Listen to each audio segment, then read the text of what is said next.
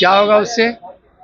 बिहार के लोग उनको अच्छी तरह से जानते हैं कि किस प्रकार से वह राजनीति बिहार के विकास और लोगों की सेवा के लिए नहीं, खुद अपने लिए, अपने परिवार के लिए करते हैं। भ्रष्टाचार को बढ़ावा देने वाले लोग। और आप ध्यान दीजिए, 2020 के विधानसभा चुनाव के अंतिम चरण के मतदान हो गए थे और मतदान के 2 दिन बाद जब लोग परिणाम की प्रतीक्षा कर रहे थे, उस बीच उनको अहम हो गया था, भ्रम हो गया था कि हमारी सरकार बनने वाली है। और आरजेडी के कार्यकर्ताओं ने, उनके नेताओं ने जिस प्रकार से 2 दिन में बिहार में तांडव किया कि आज 25,000 दे दो, नहीं तो 2 दिन के बाद 25 लाख देना पड़ेगा, 2 लाख दे दो, नहीं तो 2 दिन बाद 2 करोड़ देना पड़ेगा। उस तांडव को और गरीबों पर हो रहे प्रहार वो लोग याद रखा है। 15 वर्षों के उस कारनामों को तो लोग के ध्यान में है ही, लेकिन 2020 की जो ताजी घटना है उसको लोग याद रखे हुए हैं।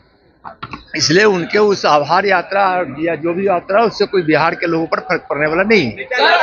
ओवैसी ने महाराष्ट्र में मॉब लिंचिंग की घटना पे कहा है कि हरामजादे लोग एक एक करके नहीं आते हैं, ग्रुप में आते हैं और एक बूढ़े को मारा है। देखिए, मॉब लिंचिंग वहाँ की घटना क्या है न है, वहाँ तो राज्य पुलिस जो होती है उसकी तहकीकात करती है, उसकी जांच करती है। लेकिन इस प्रकार की कोई भी घटना होती है, भारत के नए कानून में भी उसके सख्त सजा की व्यवस्था की गई है। लेकिन मॉब लिंचिंग में वहाँ क्या हुआ है न हुआ है, यह राज्य सरकार उसकी जांच कर रही होगी, उसको पता होगा। लालू यादव ने कहा है कि बीजेपी और आरएसएस वाले लोगों को कान पकड़ के देश भर में जाति आधारित गणना करवाएंगे, इतना मजबूर कर देंगे कि उन्हें करवाना ही। देखिए, वो लोग जिस बात की बात कर रहे हैं कि हम आरक्षण, बीजेपी आरक्षण के विरोधी है, मैं कहना चाह रहा हूँ लालू जी से और उनके पुत्र तेजस्वी जी से कि आप यह बताइए कि जब लोकसभा में आरक्षण पे चर्चा हो रही थी और मंडल कमीशन ने अपना रिपोर्ट जब सबमिट कर दिया था, तो उस समय कांग्रेस के तत्कालीन नेता राजीव गांधी जी पानी पी पी कर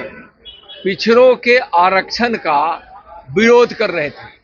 उसी कांग्रेस के साथ जो आरक्षण के विरोधी रही है, जो गरीब गुरबों के हक मारने में ही विश्वास रखती थी, उसके साथ सरकार में सम्मिलित होकर लालू जी ने जो पाप किया है और तेजस्वी जी जो कर रहे हैं, यह लोग जानते हैं।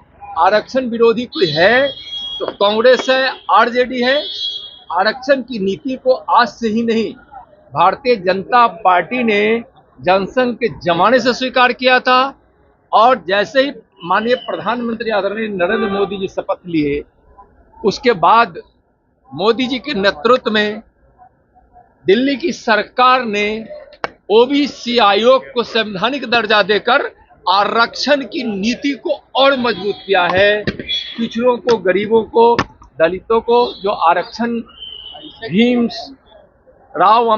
साहब अम्बेडकर जी ने जो प्रावधान किया था, उसका प्रबल समर्थन भारतीय जनता पार्टी करती है। और माननीय प्रधानमंत्री आदरणीय नरेंद्र मोदी जी ने वैसे संस्थानों में, जगहों में जहां आरक्षण लागू होने के बावजूद भी वहां यह आरक्षण की नीति लागू नहीं हुई कर दी गई थी, वहां भी उन्होंने लागू किया। क्यों नहीं लालू जी ने पहले लगातार लालू जी और आरजेडी कांग्रेस की सरकार में रही है, क्यों नहीं पिछड़ा वर्ग आयोग को संवैधानिक दर्जा दिया? क्यों कांग्रेस के उस वैसी पार्टी जो लगातार आरक्षण के विरोध करती रही है, उसके साथ गठबंधन की सरकार करती रही? आरजेडी, लालू जी, तेजस्वी, कांग्रेस पिछड़ों के आरक्षण के घोर विरोधी है, नाटक करते हैं, दिखावा करते हैं, वो लोग गरीब विरोधी हैं। तेजस्वी यादव कह रहे हैं कि पीएम मोदी विदेश में एक तरफ शांति की बात करते हैं और दूसरी तरफ जो है भाजपा नेता मस्जिद में घुसकर मुस्लिमों को मारने काटने की बात करते हैं। देखिए, भारतीय जनता पार्टी सबका साथ, सबका विकास, सबके सम्मान की बात करती है और यह तुष्टीकरण की राजनीति नहीं करती। उनका कहना गलत है कि भारतीय जनता पार्टी करती है। भारतीय जनता पार्टी की ऐसी कोई नीति नहीं है।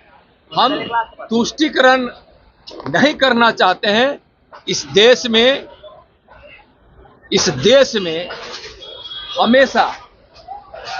हमेशा इस देश ने स्वीकार किया है कि हम तुष्टीकरण की नीति पर नहीं चल सकते हैं। देशवासी ऐसा मानते हैं, भारतीय जनता पार्टी मानती है।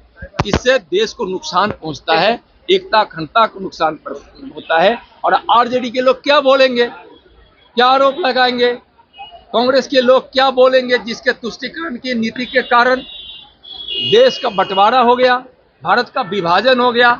तुष्टीकरण के कारण यहाँ वैसे लोगों को अधिकार से, बहुत सारे अधिकारों से वंचित रखा गया।